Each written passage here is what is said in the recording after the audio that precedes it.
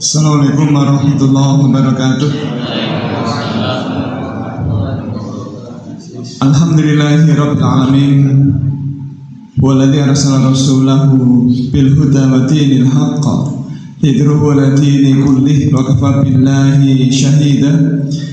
Asyhadu an la ilaha illallah wa asyhadu anna Muhammadar Rasulullah. Allahumma shalli wa sallim wa barik ala sayyidina Muhammadin wa ala alihi wa sahbihi ajma'in.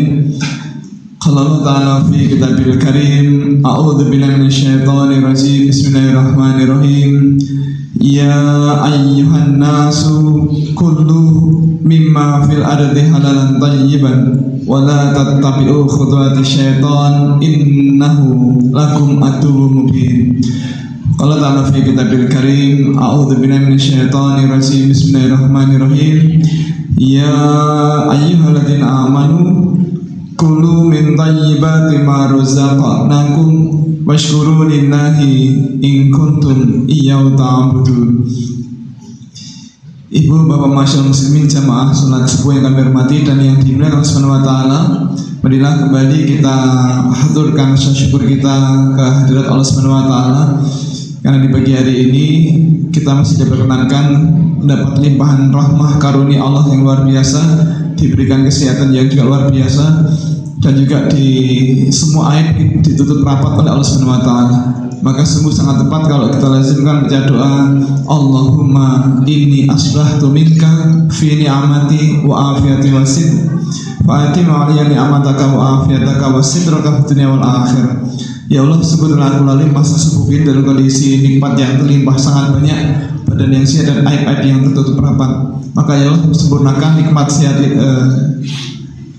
sempurnakan semua kenikmatan itu, juga badan yang sehat, dan mohon tutupin aib-aib kami selama ini dunia wal akhirah. Bapak Ibu, doa ini ada di mana? Doa ini ada di mana? Di kumpulan doa makshurat. Moga kita baca tiap pagi dan sore, saya kira bagus sekali. Yang kedua, semoga selawat dan salam senantiasa Allah limpahkan kepada baginda Rasul Muhammad sallallahu alaihi wasallam, dan semoga Allah limpahkan pula kepada keluarga beliau, juga sahabat beliau, para tabi'in, para alim ulama, dan semoga terlimpah ruah pula kepada kita sekalian yang hadir di kesempatan di pagi hari ini. Bapak Ibu yang kami hormati dan yang dimuliakan Allah Subhanahu wa taala, di sesi yang ketiga ini kita menggunakan tema baru, yaitu kuliner, ada fikih kuliner hewan-hewan eksotik. Yang dimaksud dengan hewan eksotik adalah hewan-hewan yang tidak lazim dikonsumsi manusia, tetapi kok ada yang jual, kemudian banyak yang kemudian juga membeli. Ini jadi menarik. Kenapa menarik? Karena kita harus paham yang halal yang mana, yang haram yang mana. Nah, pernah dulu suatu ketika ada sahabat Nabi yang namanya Sa'ad bin Abi Waqqas. Ini adalah sahabat istimewa, sahabat yang masih muda tetapi sangat istimewa. Kenapa istimewa? Karena oleh Rasul disebut sebagai salah satu dari calon penghuni surga. Ini luar biasa, masih muda, sangat muda, masih belia, tetapi oleh Rasul sudah disebut sebagai calon penghuni surga. Beliau ini termasuk as-sabiqun al-awwalun. Bapak Ibu, as-sabiqun al-awwalun itu apa? As-sabiqun al-awwalun adalah sahabat-sahabat yang awal-awal masuk Islam. Beliau masuk Islam di urutan yang ke-7, dan masuk Islam bukan di usia 70 tahun, tapi di usia 17 tahun. Masih sangat muda. Beliau dikenal sebagai penunggang kuda terbaik di zamannya, juga dikenal sebagai pemanah yang terbaik yang pernah ada di dunia. Beliau kalau memanah tidak pernah meleset. Kenapa kalau memanah tidak pernah meleset? Bapak Ibu, kenapa kalau Sa'ad bin Abi Waqqas memanah, kenapa kok tidak pernah meleset? Kira-kira sebabnya apa? Karena tidak tahu. Saya beritahu, karena Allah menghendaki tidak pernah meleset. Nah, kenapa demikian? Karena Rasul pernah mendoakan, ya Allah, tepatkanlah bidian panah Sa'ad bin Abi Waqqas dan kabulkanlah doanya. Maka beliau dikenal sebagai sahabat yang doanya mustajabah.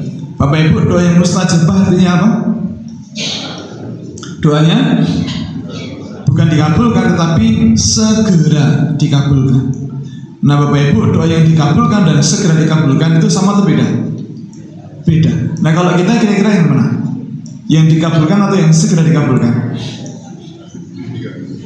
insya Allah kita dikabulkan ya. Tetapi ada doa kita yang segera dikabulkan, yaitu doa Allahumma barik lana fima razaqtana wa qina adzabannar. Itu pasti terus dikabulkan, terus makan. Ada mic nggak untuk nyambung ini? Kalau ada mic satu lagi.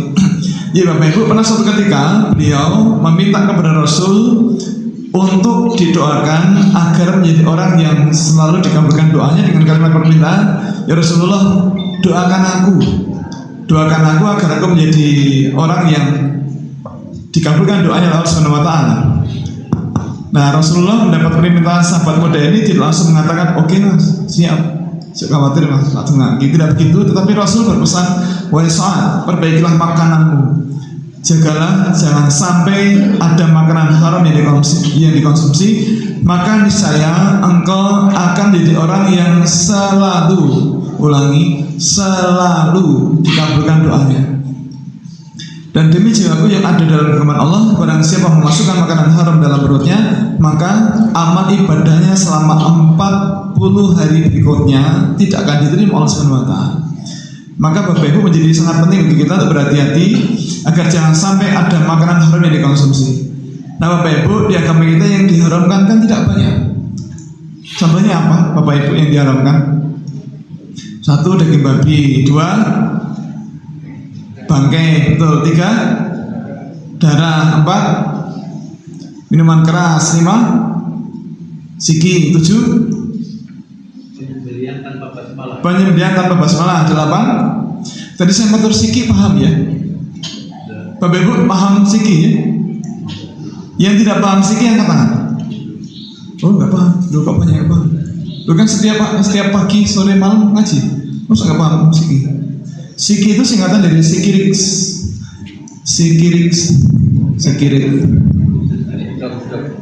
Ya kalau saya bilang asuh kan nggak sopan. Ini kan di masjid. Siki, saya udah sopan ya. Siki, mas ini nggak tahu mas. Siki, padahal guru ini nggak tahu siki. Bapak Ibu, di agama kita pengharaman memakan makanan haram itu bertingkat. Ada tingkat 1, tingkat 2, tingkat 3, bahkan tingkat 4. Contoh, larangan mengkonsumsi daging babi itu haram tingkat 1. Larangan mengkonsumsi minuman keras itu haram tingkat 1. Larangan mengkonsumsi daging bangkai haram tingkat 1. Larangan meminum darah hewan itu haram tingkat 1. Termasuk larangan memakan daging anjing itu haram tingkat 1. Ini sudah ada yang pernah menyampaikan atau belum? Bahwa pengharaman itu bertingkat? Belum ya? Jadi Bapak Ibu, larangan mengkonsumsi makanan itu bertingkat. Jadi ada tingkat 1 dan ada yang tingkat 2. Contohnya adalah haram memakan daging bangkai babi. Jadi sudah bangkai masih daging babi. Jadi bangkai daging babi itu haram tingkat 2 karena bangkai masih daging babi. Nah ada yang haram tingkat 3. Contohnya adalah haram memakan bangkai daging babi colongan. Nah jadi sudah bangkai daging babi masih colongan. Dan Bapak Ibu, kita semuanya paham bahwa semua makanan yang mengandung babi hukumnya haram. Nah ada yang haramnya tingkat 4, yaitu haram memakan bangkai daging babi colongan, dan ternyata bangkai babinya adalah babi betina yang sedang bunting. Nah babi bunting adalah babi yang mengandung babi. Jadi sudah bangkai daging babi colongan masih mengandung babi lagi, jadi itu haram tingkat 4.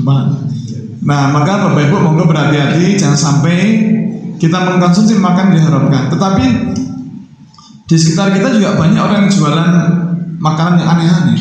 Bapak Ibu barangkali pernah lihat di Gunung Kidul itu ada yang jualan belalang. Nah belalang ini halal atau haram? Terus kerupuk cacing crispy itu halal atau haram? Di Gunung Kidul juga ada endung jati, katanya enak sekali, katanya begitu. Ada yang pernah makan? Ada? Enak nggak? Enak sekali karena lemaknya tinggi. Kemudian Bapak Ibu, bagaimana dengan bekicot? Halal atau haram? Maron. Kemudian sate landak. Di mana ada sate landak? Kalau kita dari Solo ke timur terus Antang mau terus naik ke atas ke arah Sarangan itu ada Cemoro Sewu, Cemoro Kandang itu ada yang banyak yang jualan sate Landa. Nah termasuk ini Bapak Ibu, rica-rica guguk itu halal atau haram? Rica-rica guguk. Kalau di Jogja Bapak Ibu, rica-rica itu nama masan biasa saja. Tapi kalau di Solo hati-hati, apalagi rica-rica jamu gitu, hati-hati. Terus termasuk ini Bapak Ibu, sate biawak halal atau haram? Beberapa hari yang lalu di rumah kami sempat heboh karena ibu itu memergoi bantal di kasur itu gerak-gerak. Kok bisa gerak-gerak sendiri? Kemudian pas ditengok tiba-tiba ibu itu melihat ada sesuatu yang melingkar itu apa sih? Melingkar dan warnanya hitam, belang-belang lorek-lorek. Wah, di dalam rumah Pak, di kamar, langsung heboh. Nah kemudian saya siap-siap cari tongkat yang biasa saya pakai untuk berburu tokek. Kemudian ambil pisau yang panjang. Ini kayak koleksi banyak pisau ya kan Juliha. Nah cari yang agak panjang, kemudian pakai sepatu boot karena sepatu yang biasa dipakai untuk nyembelih sapi. Jadi kalau saya nyembelih sapi pakai sepatu Pak. Jadi tidak pakai pisau tapi pakai sepatu. Enggak, maksudnya kalau itu ular yang berbisa itu kalau gigit itu enggak. Nah kemudian Bapak Ibu setelah berpakaian yang lengkap begitu, tumpuan bantal saya pindah satu persatu, kemudian sampai bantal yang terakhir. Waktu saya angkat pelan-pelan, oh betul, tapi kok bentuknya, warnanya kok mirip kobra. Saya tidak berani. Kemudian kontak tetangga yang memang beliau ahli ular, saya WA. Ternyata langsung respon, kemudian tidak sampai 2 menit dia datang dengan lengkap dengan tongkat yang panjang yang bisa untuk menjepit ular itu.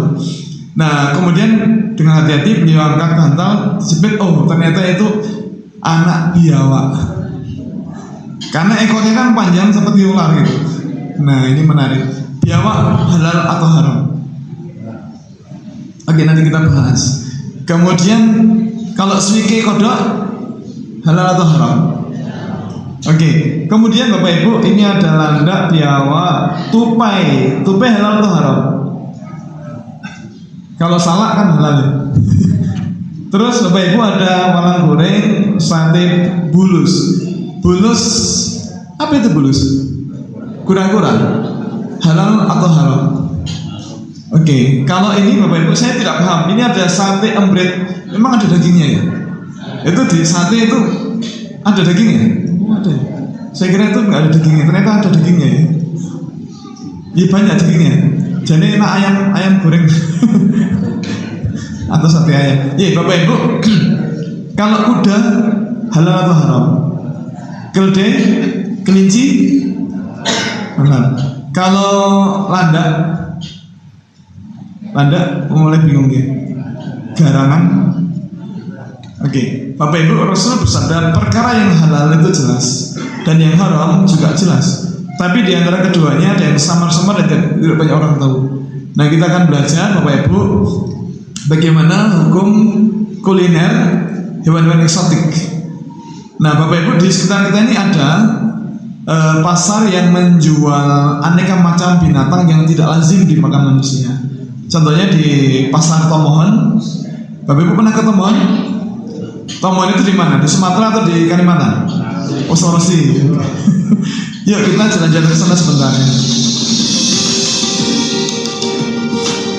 Kita tengok kayak apa sih pasarnya. One of Asia's most extreme markets. About a 1-hour drive uphill from the city of Manado lies Tomohon, and what was once the largest market in the city. Welcome to Tomohon Market. I'm here with Ali. Yes. Brother, thank you for joining me today. How long has this market been here? It's been forever, like since we know Tomohon, I think it's only here. Local vendors and local people shopping. Ali has joined to help me get acquainted with the locals. In English, it's snake fruit. And the snake skin comes right up. It's like this fruit has scales on it. It's nuts though. The concept of normal here may be very different from your own, but I'm not traveling here to condemn the local way of life. I'm here to learn more about the Minahasan people of North Sulawesi. Can I ask you, how do you prepare your mat? Locals here are as playful and jovial as any other market I've been to in Asia. Nice to meet you. Thank you. But even for me, someone who thought he'd seen it all, this place was tough to take in. It's my first time in this market. I noticed here, Lots of people eating dog. Why do people like dog? but not all locals think alike. People will actually capture the dogs, right? Our dog here too. 2 dogs. Yeah. Ini That's cerita why dulu pernah punya anjing 2 hilang dibaca orang. Welcome to Tomahon Market. We're entering the market now. We already found something. Yeah. I was like, what kind of fruit is this? It has a tail. Is it okay if we film your animals? Boleh di. Oh, she pointed. Oh iya sih. There's a bamboo. Ini apa ini? Ada ekornya They panjang. skewered the rat through its entire body, and it looks like they roasted it a bit. Yeah. At least they got the hair. Dulu kalau tikus yang disembelih secara syar'i halal atau haram? This wrinkled neck. How much is a rat? Berapa harganya?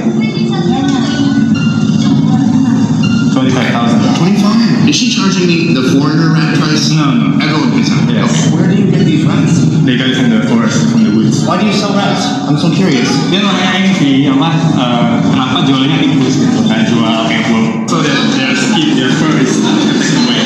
I mean, the stench in here is just burnt animal hair. Oke, Bapak Ibu mari kita bahas bagaimana para ulama menetapkan fatwa halal dan haram hewan eksotik.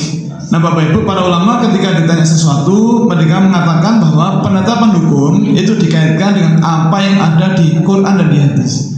Jadi apa yang ada di Quran dan di hadis. Nah Bapak Ibu kaidah fikih itu berbeda antar madhab, ada yang sama ada yang beda sedikit begitu. Nah kita disclaimer dulu kita menggunakan madhab Syafi'iyah. Karena kalau Malikiyah agak sedikit berbeda, Hambaliyah juga sedikit berbeda.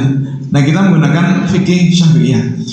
Nah Bapak Ibu dalam kaidah fikih disepakati para ulama bahwa semua makanan itu halal. Semua makanan itu halal kecuali apabila ada dalil di Quran atau di hadis yang mengharamkannya. Semua makanan itu halal kecuali apabila ada dalil di Quran atau di hadis yang mengharamkannya. Maka Bapak Ibu, semua binatang itu halal kecuali apabila ada dalil di Quran atau di hadis yang mengharamkannya. Nah sekarang Bapak Ibu yang pertama, kalau kelinci itu halal atau haram? Halal. Kenapa halal? Karena tidak ada dalil di Quran atau di hadis yang mengharamkannya. Malah ada di sini dari Anas bin Malik yang mengatakan bahwa kami mencari kelinci di pada Zahran dan kami pun mendapatkannya, lalu memberikan kelinci kepada Abu Tolha. Beliau kemudian menyembelihnya, memasaknya dan memberikan daging paha kelinci itu kepada Rasulullah dan Rasul pun menerimanya. Nah Bapak Ibu, sikap Rasulullah menerima pemberian daging paha kelinci menunjukkan bahwa kelinci adalah halal. Kalau belalang, Bapak Ibu kalau belalang ada di mana? Kalau Wonosari tidak ada. Kalau Jalan Wonosari ada. Di daerah Tahura Bunder ya. Beberapa di Playen, di arah ke pantai itu ya.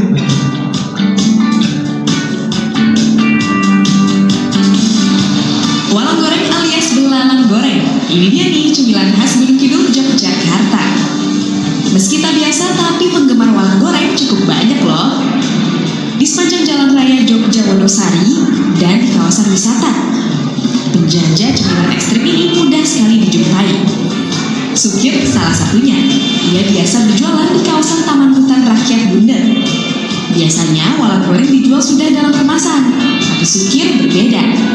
Ia memilih menggoreng walang langsung di tempat. Katanya sih dia fresh. Saya punya ide seperti itu biar pembeli pada tertarik untuk membeli belalang yang fresh, digoreng langsung. Ada perbedaan Pak jual yang keras sama yang lama? Ada, otomatis ada. Yang tadinya nggak minat beli jadi beli. Pembeli walang goreng kebanyakan wisatawan yang penasaran ingin mencicipi atau untuk dijadikan oleh-oleh.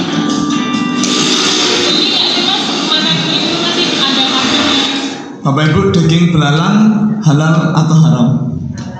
Halal. Kenapa halal? Karena tidak ada dalil di Quran atau di hadis yang mengharamkannya. Tidak ada. Bahkan ada di sini dari Imam Abu Afaq yang mengatakan bahwa kami berperang bersama Rasulullah sebanyak 7 kali dan kami selalu makan belalang. Nah informasi bahwa Rasulullah juga makan belalang menunjukkan bahwa daging belalang adalah halal. Nah, ada hadis yang lebih viral, Bapak Ibu, yang lebih viral. Rasul pernah bersabda, dihalalkan bagi kalian 2 bangkai dan 2 darah. 2 bangkai itu adalah bangkai ikan dan bangkai belalang. 2 darah itu adalah hati dan limbah. Maka belalang itu halal baik ditemukan ketika masih hidup ataupun sudah mati menjadi bangkai. Namun Bapak Ibu, mohon maaf, izinkan saya menyampaikan, ini barangkali penting nih, terkait dengan kuliner belalang. Ini dari kapasitasnya sebagai dosen di Fakultas Peternakan UGM, Bapak Ibu, mohon kalau panjenengan akan makan belalang, tolong dimasak dulu, karena kalau tidak itu nggak enak, sepet pahit. Tapi kalau udah dibumbui dimasak itu enak. Oke, kemudian yang ketiga, kuda. Bapak Ibu, kuda halal dzatihi, zatnya hewannya halal. Daging kuda yang berasal dari kuda yang disembelih secara syar'i hukumnya halal. Nah, tetapi ada binatang yang mirip kuda, ukurannya lebih kecil, yang namanya keledai. Nah, Bapak Ibu, kalau kuda itu halal, kalau keledai itu haram. Kenapa haram? Karena keledai adalah alat transportasi massal yang tersedia di zaman Rasul. Nah, zaman dulu tidak ada Grand Max, ini adanya ya keledai begini, dan keledai itu tangguh. Jadi tidak ada Grand Max, Suzuki Tronton, kijang bukaan, itu tidak ada. Adanya ya keledai begini. Dan keledai ini sekali lagi tangguh, di medan yang berat pun dia kuat. Nah, kalau keledai itu dibunuh kemudian habis, wah susah kalau akan perjalanan jauh, apalagi membawa bekal yang banyak begini susah. Kemudian Bapak Ibu, bagaimana dengan kepiting? Kepiting halal atau haram? Kepiting itu halal, ya, kepiting itu halal. Cuma Bapak Ibu maaf, kalau akan mundur di kuliner kepiting, mohon dicek apakah menggunakan arak apa tidak. Karena kepiting adalah hewan laut, maka ciri khas hewan laut adalah amis. Nah, kadang untuk menghilangkan bau amisnya digunakan arak masak. Bisa pakai anciu, babai ciu, arak mie, gentong, sake, mirin, sari tape, dan yang lain. Yang kedua, apakah bumbunya dioleskan menggunakan kuas dari rambut babi apa tidak? Kalau tidak, oke. Terus ada kura-kura dan penyu. Bapak Ibu, apa beda kura-kura dengan penyu? Apa bedanya? Kalau kura-kura itu habitatnya, ini kura-kura atau penyu? Kura-kura. Nah, kalau ini bedanya apa? Ini kura-kura, Bapak Ibu. Kura-kura itu habitatnya di air tawar. Kalau penyu di air laut. Yang kedua, perhatikan kakinya. Kaki kura-kura itu ada kukunya. Kalau penyu kakinya menyirip seperti ini. Terus yang ketiga, ada peribahasa kura-kura tidak tahu, kalau penyu-penyu tidak tahu tidak ada. Bapak Ibu, baik kura-kura ataupun penyu hukumnya halal, zatnya halal. Karena tidak ada dalil di Quran ataupun di hadis yang mengharamkannya. Tetapi ada orang bantah, lo kan hidup di dua alam. Lo terus kenapa memangnya? Itu kan haram. Yang bilang haram siapa? Bapak Ibu, ternyata di Quran dan di hadis tidak pernah ditemukan larangan memakan daging binatang yang hidup di dua alam, itu nggak ada. Kalau nggak mikir apa? Kalau zaman dulu tuh diajari guru-guru begitu. Tetapi kenapa ternyata kok tidak ada dalilnya? Nah, karena tidak ada dalil tentang keharaman memakan daging binatang yang hidup di dua alam, maka tidak tepat kalau mengharamkan binatang dikaitkan dengan sifat hidupnya di dua alam. Karena tidak ada dalilnya. Lalu apakah kemudian kata atau kodok itu halal? Bapak Ibu, kata atau kodok halal atau haram? Haram. Kenapa? Nanti kita bahas. Kenal dengan makanan khas yang berasal dari Purwodadi, suike. Jenis makanan ini tergolong makanan yang ekstrim karena merupakan daging kodok hijau. Masih jarang kita temui di Solo, warung makan yang menunya terbuat dari daging kodok. Adalah warung makan Bakti yang berada di Jalan Selamat Riyadi, barat perlintasan kereta api Purwosari yang menyajikan suike. Bapak Ibu, suike kodok atau kata halal atau haram? Haram. Kenapa haram? Ada hadis yang Bapak Ibu tidak ada dalil tentang larangan mengkonsumsi binatang yang hidup di dua alam. Tetapi kata atau kodok diharamkan bukan karena hidup di dua alam, tapi karena tidak boleh dibunuh. Nah, ada hadis sahih dari Abdurrahman bin Utsman al-Quraisy. Beliau mengisahkan bahwa zaman dulu pernah ada seorang tabib yang bertanya kepada Rasul tentang kata atau kodok yang dijadikan sebagai ramuan obat. Nah, mendengar itu Rasul kemudian melarang si tabib itu membunuh kata atau kodok. Nah, Bapak Ibu, kalau Rasul melarang membunuh kata atau kodok, lalu bagaimana cara makannya? Satu, membunuhnya tidak boleh. Dua, bagaimana kalau kita tunggu sampai mati? Ada yang tahu matinya kapan? Dan kalau sudah mati maka dia jadi bangkai. Bangkai itu disebutkan haram sampai 4 kali di Al-Quran. Yang ketiga, bagaimana kalau kita telan hidup-hidup? Jelas sebutan enak. Yang kedua, nek dilap nanti terus mancal medal, jinak kita tambah mancal, tambah jinak kita tambah mancal maling, namun kering kan itu. Atau yang keempat, kita potong, kita gunting pangkal pahanya biar tidak bisa mancal. Nah, Bapak Ibu, ada hadis yang lain dari Abi Waqid Al-Laisi. Beliau mengatakan bahwa setiap bagian tubuh binatang yang terpotong ketika hewannya masih hidup maka ia adalah bangkai. Nah, maka tidak ada lagi pilihan. Kata atau kodok diharamkan karena tidak boleh dibunuh. Terakhir, Bapak Ibu,